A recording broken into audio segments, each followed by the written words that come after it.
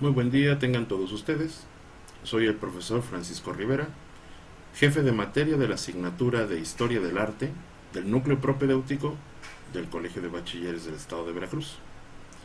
Les doy la más cordial bienvenida a este repositorio electrónico en donde abarcaremos el segundo parcial que corresponde al bloque 2 y bloque 3 del programa de estudios de la DGB. Bienvenidos sean todos ustedes a este repositorio electrónico de la asignatura de Historia del Arte 2. A continuación me permito hacer de su conocimiento el propósito del bloque, así como su nombre. Nos encontramos en el bloque 2, las características del arte en la época moderna.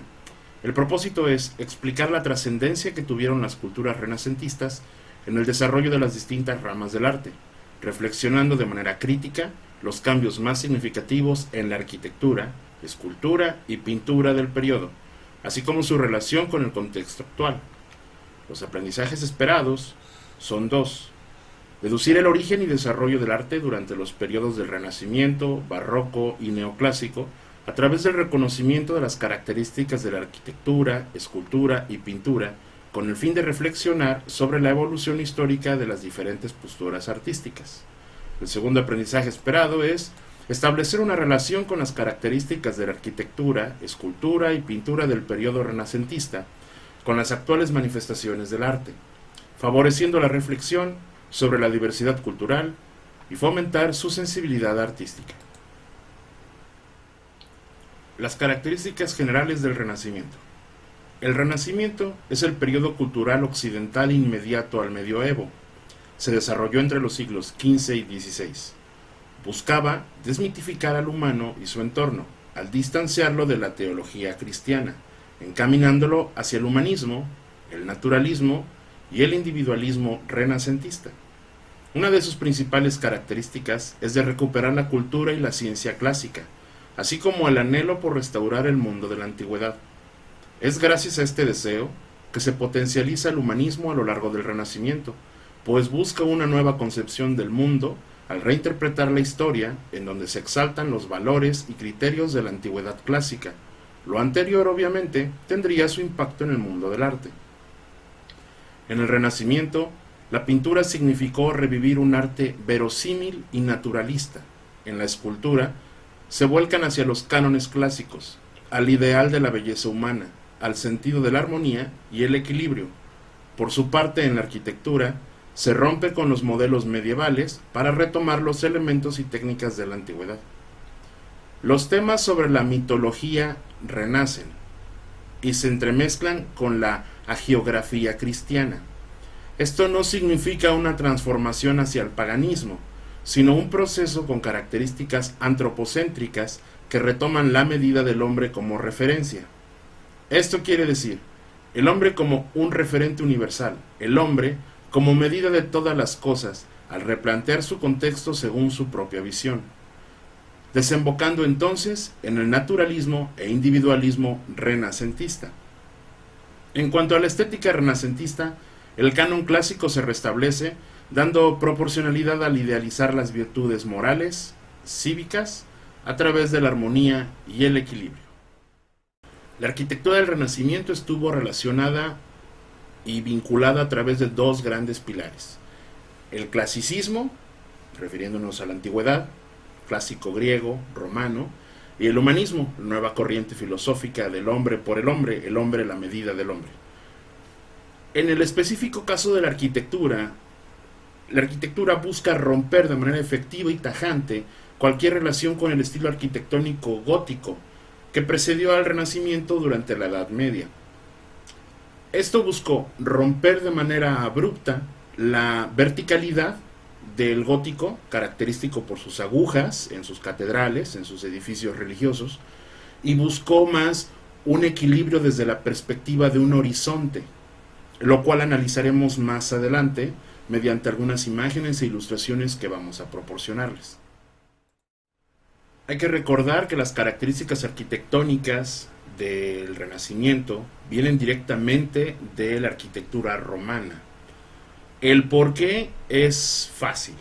Italia era la poseedora en ese momento de las reliquias, de los cascajos, de lo que alguna vez fueron las culturas romanas. Derivado de ello, encontramos documentación de los siglos posteriores, como por ejemplo el Tratado de Vitruvio, que más adelante me permitiré destacarles algunos puntos de ese tratado, y por ello encontramos características como las siguientes: los elementos sustentantes, que se dividen en continuos y discontinuos. Un ejemplo continuo serían los muros, las pilastras o las líneas de imposta. Los discontinuos pueden ser entablamientos, frontones, todos ellos caracterizados por el uso de órdenes clásicos, característicos de los griegos, pero con un énfasis especial por el orden corintio.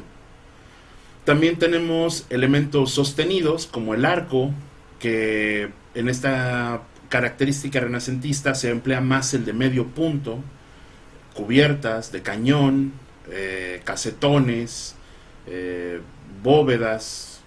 También destacan los elementos decorativos, como pueden ser las pilastras, los entablamientos, los medallones, las guirnaldas, las columnas alabastradas, los grutescos, vaya, infinidad de cosas que se pueden encontrar en esta arquitectura del Renacimiento. Más adelante vamos a hablar un poco de ejemplos específicos de arquitectura, algunas imágenes de basílicas, en donde encontramos dos características de las famosas plantas: la planta longitudinal y la planta central. La longitudinal puede ser la cruz latina, como se conoce hoy en día y se aprecia más hoy en día, y la contraria, la planta central, sería la denominada cruz griega o cruz circular, que ya en la actualidad no se emplea tanto. También abarcaremos un poco acerca de los grandes maestros de los arquitectos italianos. Va a ser un poco redundante. Recordemos que una característica muy importante de los artistas del Renacimiento es que eran multifacéticos, eran ingenieros, arquitectos, poetas, matemáticos, algunos hasta músicos. Entonces va a ser un poco repetitivo hablar de ellos, pero vamos a tratar de hacerlo de manera muy sucinta para que no alargar más estos repositorios. Hablar de la arquitectura del Renacimiento es hablar de Marco Vitruvio, arquitecto y tratadista del siglo I a.C. En el año de 1414, en el monasterio de Monte Cassino en Italia, monasterio benedictino, se encontró una de las copias del Tratado de Arquitectura de Vitruvio. Me permito leer algunos puntos fundamentales. Les comento que está contextualizado al siglo XV, pero son fáciles de comprender. Un edificio debe caracterizarse por su belleza y utilidad. Belleza es aquello que resulta agradable para la vista y que es conforme a la razón. La belleza se consigue mediante la simetría y la proporción entre los elementos. La base de esta proporción es el hombre. Un edificio razonado se basa en una composición geométrica elemental y en un sistema de proporciones matemáticas generado, como en la Grecia clásica, a partir de un módulo, por ejemplo, la anchura de las naves o la altura de la fachada. A partir de esta proporción se debe organizar las relaciones entre el resto de los elementos. Los volúmenes de un edificio deben tener entre sí relaciones matemáticas simples. Deben usarse exclusivamente figuras geométricas elementales como el círculo, el cuadrado, el rectángulo y el triángulo. Y solo deben emplear los tres órdenes clásicos. El resultado final, pues, debe basarse en los conceptos de orden, simetría y proporción. Esta armonía matemática es análoga a la armonía musical y el resultado es la belleza, como se ha dicho, fruto de la razón. Hablar de la perspectiva en la arquitectura del Renacimiento es hablar de Filippo Brunelleschi. Filippo Brunelleschi realizó una serie de experimentos por los cuales descubrió los principios matemáticos que rigen la perspectiva.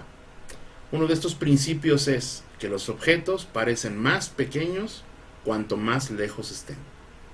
Brunelleschi nos habla de un tipo concreto de perspectiva, la perspectiva lineal, la cual se basa en que las rectas paralelas se unen o convergen en un punto, que se sitúa en una línea del horizonte y se conoce como punto de fuga. En sus investigaciones, Brunelleschi había descubierto las leyes que gobiernan la perspectiva lineal, conocidas y aplicadas por los griegos y los romanos hacía mucho tiempo, pero fueron olvidadas durante la Edad Media. Estas consistían en el uso de un solo punto de fuga, que parece alejarse en el horizonte y hacia el cual convergen todas las líneas dibujadas en ese mismo plano. Este concepto, junto con la relación entre el espacio y los objetos, deben de ir disminuyendo de tamaño a medida que se alejan. Estos experimentos y todas estas características propias de la perspectiva lineal fueron demostradas gracias a Brunelleschi. Posterior, muchos fueron los arquitectos, ingenieros, escultores, dibujantes, pintores, que ocuparon estas perspectivas, la perspectiva lineal, la perspectiva cónica, en sus trabajos durante la época del Renacimiento. Como podemos recordar, la arquitectura del Renacimiento tiene características humanísticas, individualistas. El individualismo, recordemos, no se refiere al egocentrismo, se refiere al antropocentrismo. El hombre siendo la medida del hombre. La diferencia entre una catedral gótica y una catedral renacentista es que la catedral gótica tenía unas funciones meramente sociales y teológicas, de características como el sometimiento. La monumentalidad de la catedral generaba un recogimiento, una espiritualidad forzada, ya que llevaba a la persona a consentir que Dios era magnífico en relación a las dimensiones de la catedral. Podemos ver aquí un ejemplo que les acomodo de la iglesia de Ávila, una de las primeras iglesias góticas de España, la Basílica de Cristo Salvador. Si se dan cuenta, no encontramos ninguna línea de fuga, un horizonte. Se puede apreciar que se converge hacia el altar mayor, pero si se dan cuenta, todo está dimensionado hacia arriba, no está dimensionado a esa estatura de ser humano. Está dimensionado como si quien habitase ahí fuera gigantesco, que era la peculiaridad de las catedrales góticas. Veamos ahora un ejemplo de una catedral o una basílica de la época del Renacimiento. Nos vamos a referir en esta ocasión a la Basílica de Santa María del Santo Espíritu, localizada en la ciudad de Florencia, en Italia. El autor, como podemos suponer, fue Filippo Brunelleschi, y podemos apreciar su planta. La planta del Santo Espíritu corresponde a una planta romana, lo podemos apreciar por la forma de cruz que se asemeja, y en esta parte del interior de la basílica podemos darnos cuenta de que las líneas de fuga se acercan hacia el horizonte, que es la representación del altar. A los costados podemos encontrar las columnas con el orden corintio rematadas, los arcos, y si se dan cuenta, todo se dimensiona a la estatura de los hombres. Está enfocada en ese antropocentrismo, el hombre por el hombre siendo la medida del hombre. Estas son algunas de las características, solo algunas, de la arquitectura del Renacimiento. Con esto damos por terminada la sección de arquitectura y damos paso a nuestra siguiente disciplina artística. Nuestro siguiente tema será la escultura del periodo del Renacimiento. Hablar de la escultura del Renacimiento es hablar del estudio directo de los modelos clásicos y del naturalismo de la gótica italiana, inspirado a su vez en la antigua clásica. Se distingue a la escultura del Quattrocento un acento realista que se eleva al máximo de los bustos, de los retratos, frente al Cinquecento, que se deja llevar por un deseo de idealización y grandiosidad. Se advierte también el gusto por el desnudo, enteramente clásico. Los materiales preferidos son el mármol y el bronce, los materiales nobles de la antigüedad clásica. La técnica de la fundición de bronce alcanza una extraordinaria perfección, así como la cincelada del mármol consigue efectos de sutil refinamiento, especialmente en los relieves.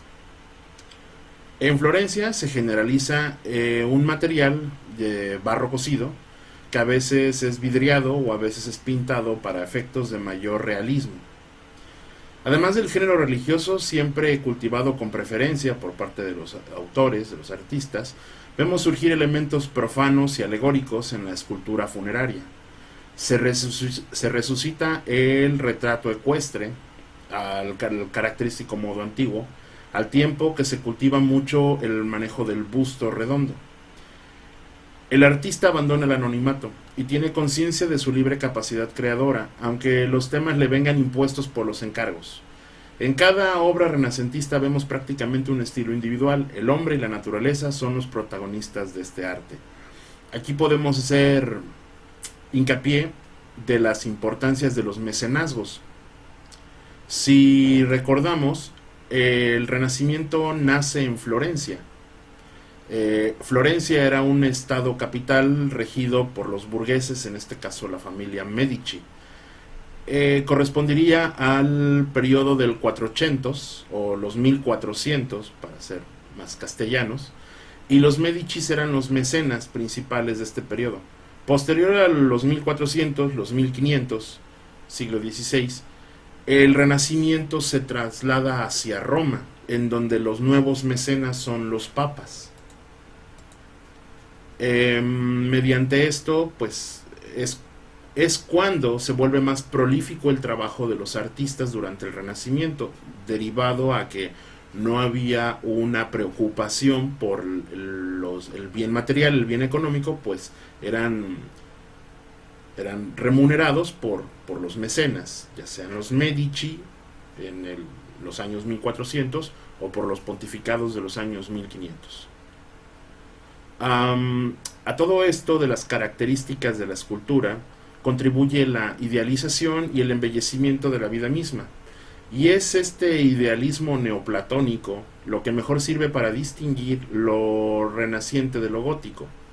O sea, el parteaguas de cómo rompe la estatutaria gótica con las nuevas desarrollos del Renacimiento. Aunque los temas cristianos siguen predominando, pero aún en ellos, en la sobriedad, se admira la belleza puramente formal de la escultura.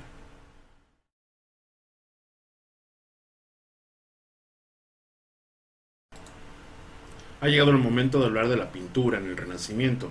La principal innovación de la pintura fue el dominio de la perspectiva, una teoría que ya se venía manejando en el gótico gracias al maestro Giotto del siglo XIII. Sin embargo, tuvimos que llegar al siglo XV para encontrar un verdadero uso de esta perspectiva.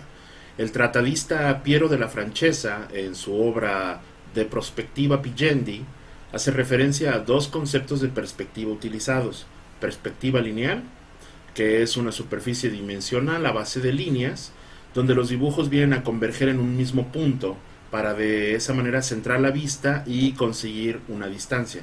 Y la perspectiva aérea, donde el color toma parte dentro de la pintura para dar una sensación de profundidad, haciendo posible que la pintura asemeje una representación tridimensional. En el caso de la composición de las obras, la ordenación de los elementos que integran el cuadro se va a estructurar de acuerdo a los esquemas geométricos de simetría, muy relacionado con los temas de perspectiva. En el caso de la luz y el color, serán componentes a estudiar en la pintura del Renacimiento, ya que a través de ellos se va a dar volumen con juego de luces y sombras. El color será otra de las variedades dentro de la pintura del Renacimiento.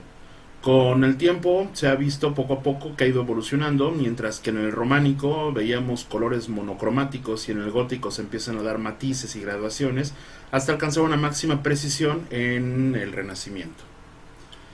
Las temáticas, técnicas y soportes para el Renacimiento se van a figurar hacia los temas religiosos, como la representación de la vida de Cristo, de los santos, imágenes del Antiguo Testamento, y la representación de las vírgenes como las Madonas. También se representarán temas mitológicos y evolucionará mucho la técnica de retrato, casi siempre en formatos muy pequeños. También veremos representaciones del cuerpo humano, siendo de gran interés el tema principal como el desnudo, por lo cual la anatomía será estudiada cuidadosamente para alcanzar un canon de perfección similar al de la antigüedad. El paisaje y la naturaleza no aparecerán como temas principales, pero sí como telones de fondo, así como los escenarios arquitectónicos, creando ambientes sobre cuál se representarán las figuras humanas, sirviendo además para dar una profundidad al cuadro. En el Renacimiento la pintura va a adquirir valores táctiles, por lo que contribuirá a la técnica del óleo. En cuanto a los soportes, seguirán pintando sobre muros, retablos, aunque la aparición del óleo desaparece en favor de las telas y cuadros de caballete hacia adelante. No podemos dejar de lado a los autores de la pintura del Renacimiento. Los más destacados pintores de la época del Renacimiento podrían ser Leonardo da Vinci, El Greco, Alberto Durero, Sandro Botticelli, Rafael Sanzio, Tiziano Beccelli, Miguel Ángel, Jan van Eyck y Giovanni Bellini, entre muchos otros.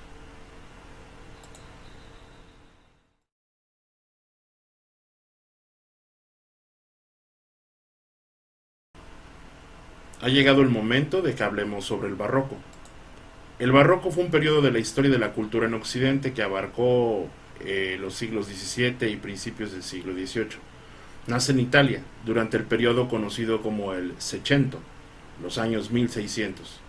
Inicialmente el nombre se empleaba para referir a cierto estilo artístico recargado, grandilocuente o excesivo. Durante mucho tiempo fue empleado de manera peyorativa, para referir a algo caprichoso, engañoso. Según algunos teóricos, historiadores del arte, el nombre proviene de una palabra usada en portugués para definir a las perlas que exhibían alguna deformidad o irregularidad, barruecas. El término barroco podría significar, en otras palabras, todo aquello que contradiga a los cánones del Renacimiento, esto quiere decir a los cánones del clasicismo. El barroco lo podemos ubicar en una temporalidad muy definida.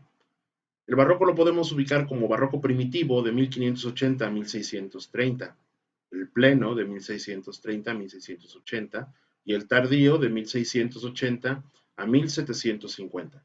Me gustaría hacer hincapié en que, dado que las coronas de los reinos de España y Portugal en estos momentos ya tenían colonias o asentamientos en lo que conocemos hoy como el continente americano, el barroco fue uno de los periodos artísticos que tardó en llegar a nuestras tierras.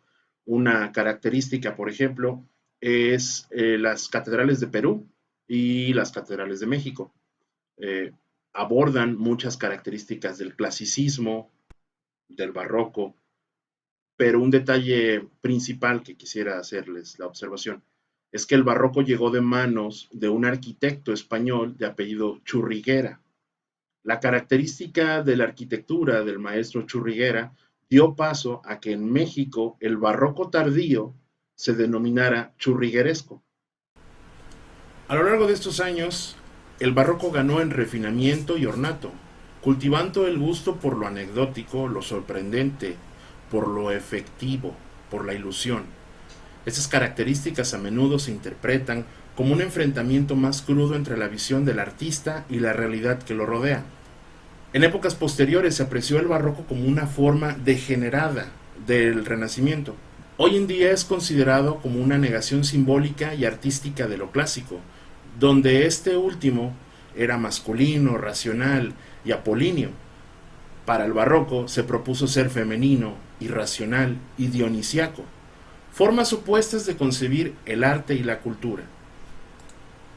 Las características más objetivas del barroco, por así decirlo, pueden ser las siguientes. Es un arte que expone el gusto por lo elegante, lo extravagante y el exceso de ornamento. Valoriza el detalle, el exceso. Busca la espiritualidad, pero la espiritualidad de las sensaciones y las pasiones internas. Maneja un dualismo, pero a la vez es contradictorio. Contrasta entre las luces y las sombras. El arte barroco tiene un sentido de movimiento, así como tiene un lado oscuro, complejo, pero también muy sensual. En relación a los temas que abarcó el barroco, encontramos que hay un énfasis en la realidad. Prestaba atención al aspecto mundano de la vida, la cotidianidad, lo efímero. Esto produjo una vulgarización o mundanización de lo imaginario, lo religioso, en los países católicos especialmente fanatizados.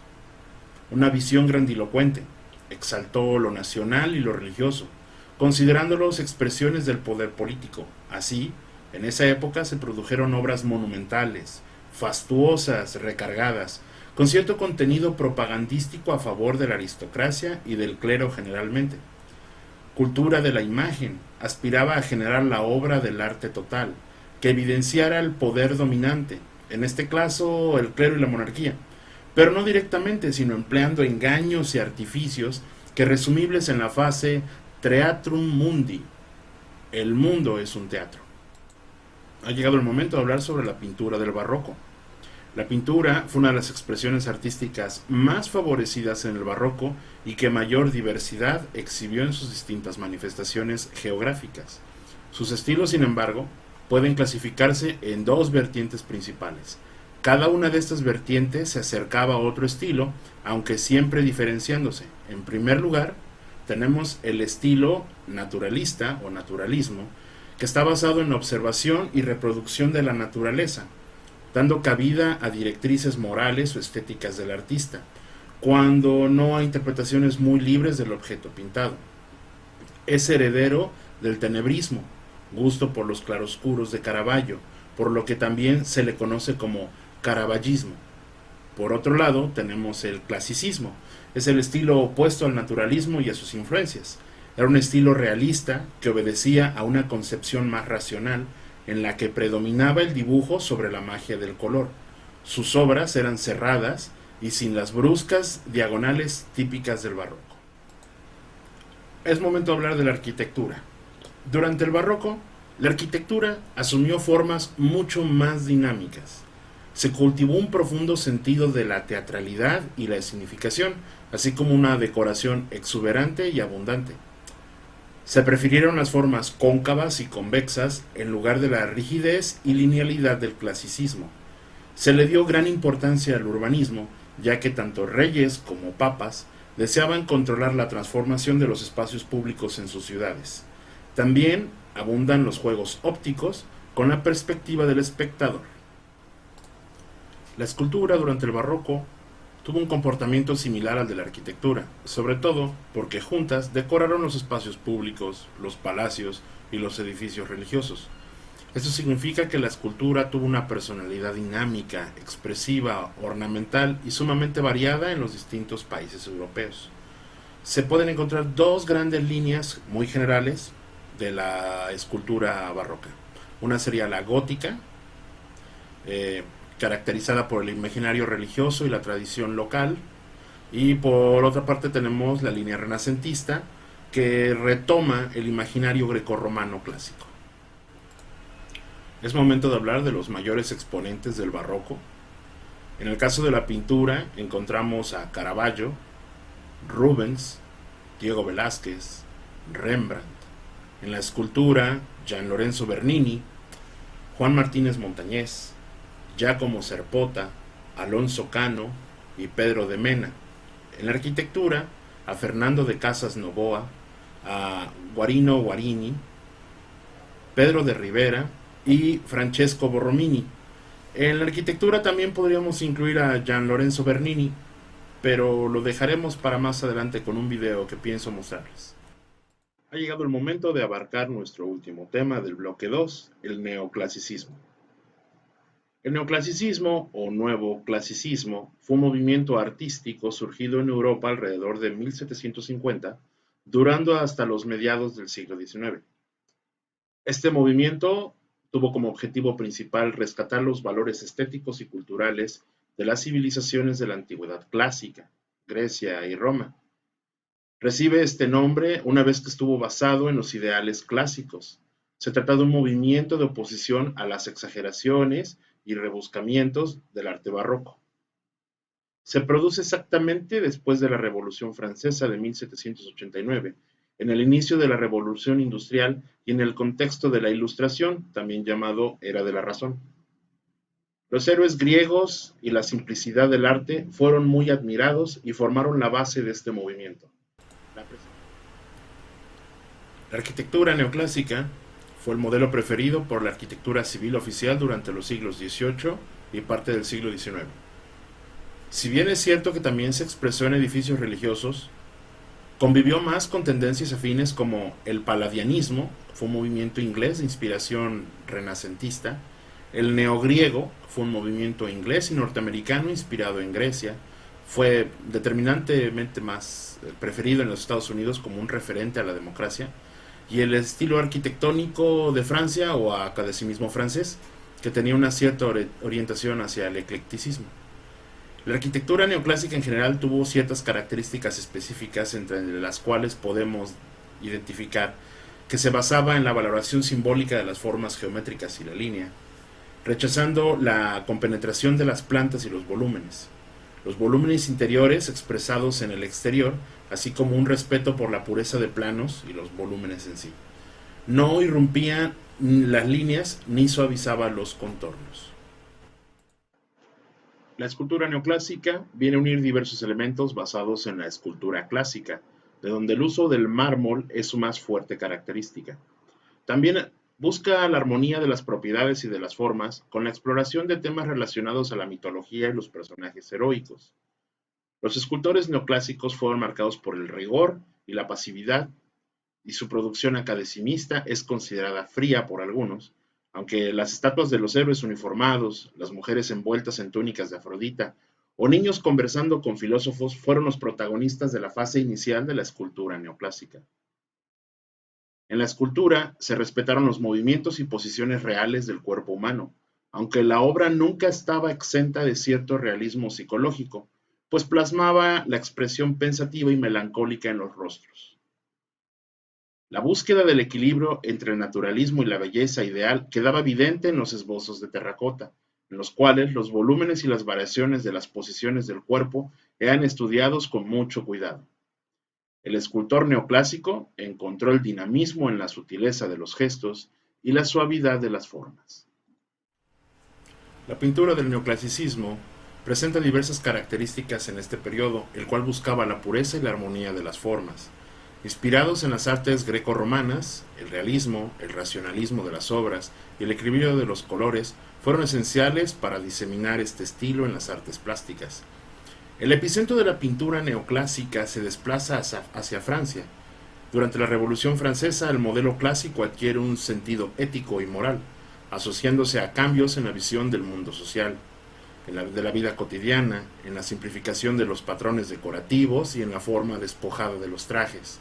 La búsqueda de un ideal estético de la antigüedad viene acompañada de la reanudación de ideales de justicia y civismo. Está basada en una completa simetría y estática. Se intenta llevar la razón al arte, intentando expresar la lógica y el escepticismo de la época de la obra. No obstante, no toman los modelos clásicos de la antigüedad, como sí se hizo en la arquitectura y en la escultura. Utilizan luz clara y muy poco color. Los paisajes se ponen de moda, así como las ciudades muestran las costumbres de la época. Ha llegado el momento de despedirnos. De mi parte eso es todo.